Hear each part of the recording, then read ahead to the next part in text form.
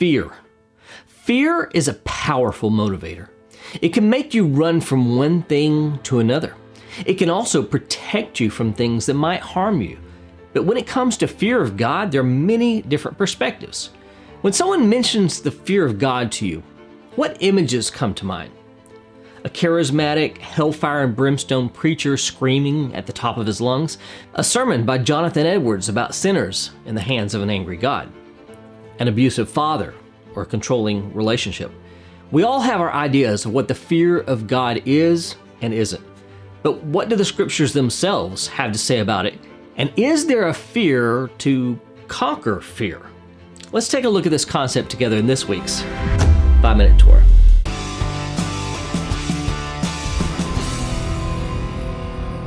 Welcome back, Torah Tribe. You're watching the channel that connects disciples of Yeshua to the eternal Torah of God. As always, I'm going to give a brief overview of this week's Torah reading before I dig into what I introduced at the beginning of this video. This week, we're studying the portion of Yitro, Exodus 18:1 through 20:23, and here are the 3 things that you need to know about it. Number 1, the wisdom of Jethro and the proto-Sanhedrin. At some point during the showdown between Moses and Pharaoh, Jethro had come back and taken Moses' wife and children back to Midian with him. Once the children of Israel had been released, Jethro meets Moses in the wilderness with his wife and children. When he sees everyone standing all day waiting their turn for Moses to make a ruling in their civil and religious cases, Jethro tells his son-in-law that he's not only going to wear himself out, but he's going to wear out the Israelites as well. So he proposes that Moses set up a chain of command.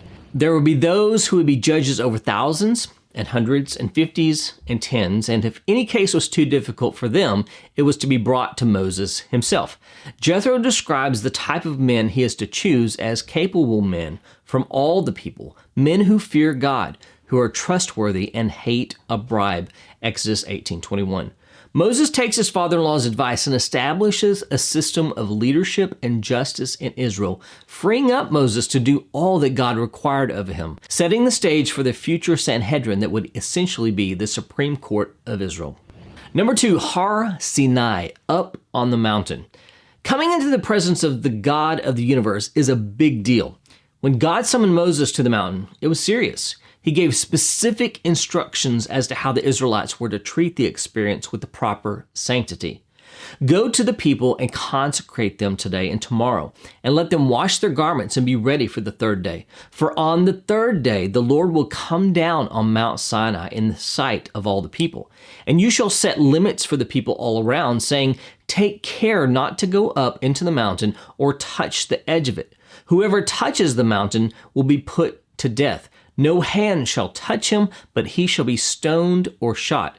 Whether beast or man, he shall not live. Exodus 19:10 through 13. From this and our commentary in just a little bit, we can see that coming into the Lord's presence is a bit like playing with fire. Get careless and you will undoubtedly be burnt. If only we had that kind of healthy respect for the omnipotent Creator today. And number 3, the Aseret Hadavarim, the Big 10. The whole reason God brought Israel to the mountain was so that he could enter into a marriage covenant with them. He was the husband and they were his bride, with the Torah being the marriage contract. But the Torah wasn't given to be a legalistic set of rules that oppressed the children of Israel. God had just delivered them from slavery. Why would he turn it right back around on them? No, the Torah was given for a purpose. Our Torah portion says, now therefore, if you will indeed obey my voice and keep my covenant, you shall be my treasured possession among all peoples. For all the earth is mine, and you shall be to me a kingdom of priests and a holy nation. Exodus 19:5. God's plan for Israel was that they would stand out from among all the other nations of the earth as a nation that is holy and set apart for his service. The Aseret Hadvarim, literally the 10 words, or the 10 commandments, as we call them in English, are the famous face of the Torah's commandments. But there are another 603 waiting to be discovered in our Torah studies. Have you started preparations for Passover? It may seem like a long way away, but it will be here before you realize it. Well, if you're looking for Passover resources, I've got a few things that could help. First, I've got a bundle of helpful tips and articles you can download for free to help you with your Passover preparations. You can get all of these great resources absolutely free by simply signing up for my mailing list using the link in the description box below. Just fill in your info, hit subscribe, and you'll be given a link to download my Passover resource kit. No spam, no double mailings, just enjoy the resources included in this bundle. Next, I have an original song for Passover that you and your family can learn and sing together at the Passover table. It's called the Magid song, and it gives the basics of the Passover story with a catchy melody that you'll be humming for weeks after your Seder. Just use the link below or at the end of this video to check it out. Last, you can pick up a copy of Cup of Redemption, my Messianic Passover Haggadah, to evaluate for your Seder. It has a 4.6 star rating and over 70 reviews on Amazon, so grab your copy and see if it's a fit for your family and your Passover table. The link is in the description box below. This week's Torah commentary is called Should We Fear God? And comes from my book, Minute Torah, Volume 2. Our current Torah portion contains one of the most famous sections of the entire Bible, the Ten Commandments. These 10 words, as they're literally translated, as I said earlier, are the pillars of both Judaism and Christianity. They form the basis of our Judeo-Christian value system. Moses climbed to the top of Mount Sinai to receive God's covenant. The children of Israel had been waiting for this moment since their exodus from Egypt. They weren't waiting for just 10 commandments, but for all 613 commandments contained in the Torah, the full revelation of God who redeemed them from the house of bondage. However, when the children of Israel saw the awesome display of God's glory at Mount Sinai, they were immediately filled with fear. Now, when all the people saw the thunder and the flashes of lightning and the sound of the trumpet and the mountain smoking, the people were afraid and trembled. And they stood far off and said to Moses, "You speak to us and we will listen, but do not let God speak to us, lest we die." Exodus 20:15 through 16. This is the first and last time in history that an entire people would see what is normally only heard. They were seeing unbelievable things, and it scared them stiff. How did they respond? They told Moses, "We need you to be the buffer between us and God, because if we hear him anymore, we will die." They had an extreme fear of the very one who had delivered them from Egypt. This brings us to an important question. Should we fear God? Many people quote the words of John, "There is no fear in love, but perfect love casts out fear. For fear has to do with punishment, and whoever fears has not been perfected in love." This is from 1 John 4:18. They say that followers of Yeshua should not fear God. However, Yeshua told his disciples, "Do not fear those who can kill the body, but cannot kill the soul. Rather, fear him who can destroy both soul and body in hell." Matthew 10:28. These two scriptures sound like they're at odds with one another.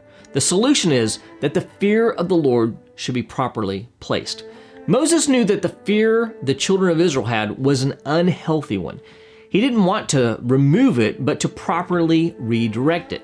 He told them, "Do not fear, for God has come to test you, that the fear of him may be before you, that you may not sin." Exodus 20:17. Notice that immediately after telling them, "Do not fear," he told them that they should fear God. However, they needed to realize that God's plans for them were not malevolent, and that a healthy fear of the Lord was the key to give them a healthy fear of sin. Rabbi Hanina ben Dosa taught his disciples a similar principle. He in whom the fear of sin takes precedence over wisdom, his wisdom will endure. But he in whom wisdom takes precedence over fear of sin, his wisdom will not endure. Avot 3:8. How does this work? Let's look at an example from the Midrash. King Solomon was the wisest of all men, but he fell prey to sin. How so? The Midrash tells us that when he was writing his copy of the Torah, as all kings were required to do, he altered the text to permit himself to disobey the commandment prohibiting a king from having too many wives. The commandment of the Torah reads, "And he shall not acquire many wives for himself, lest his heart turn away." Deuteronomy 17:17. Why did he do this? Solomon believed he understood the reason the Torah gave the commandment, so that his heart would not go astray. And consequently, thought his superior wisdom would keep him from being entangled in this particular sin.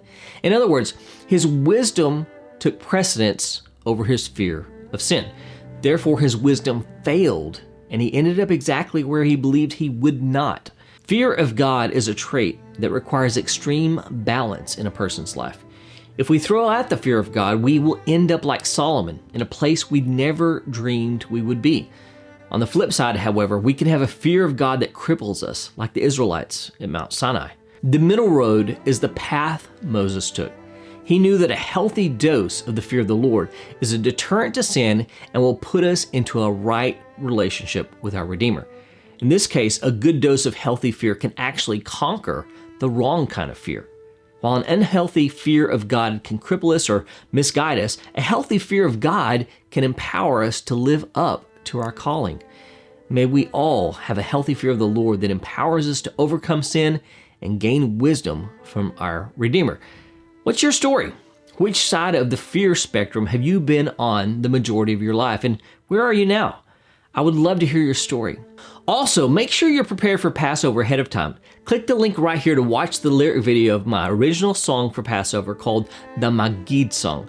Last, don't forget to hit the like and subscribe buttons. Feel free to hit the super thanks button or make a contribution using one of the links below to support this channel. I'll see you again soon with another Messianic insight into the eternal Torah of God. Blessings from Minute Torah.